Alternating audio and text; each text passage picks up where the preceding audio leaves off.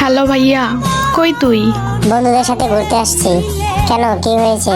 তুই তোর পকেটে কি রেখেছিলি? কেন, তুই আমার পকেট চেক করেছিস নাকি? আরে শোন তো, কি বল। আমি তোর ঘর গোছানোর সময় তোর পকেটে ধরিনার পাতা পেয়েছি। কেমন না লাগে? রাগ দেখাস কেন? আরে এগুলো তারপর রান্না করার সময় ধনিয়ার পাতাগুলো তরকারিতে দিচ্ছি।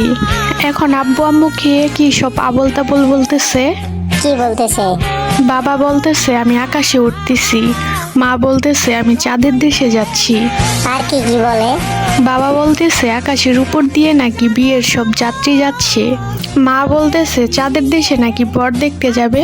আর কিছু বলে নাই? বলতেছে তো অনেক কিছু।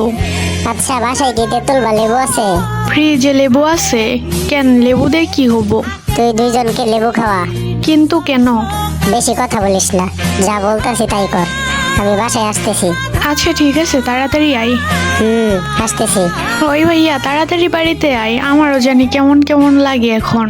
তুই ওই খাবার খাইছস নাকি? তোর সাথে কথা বলতে বলতে খাইলাম। কাম সারছে রে। আচ্ছা তুই লেবু খা, আমি আসতেছি।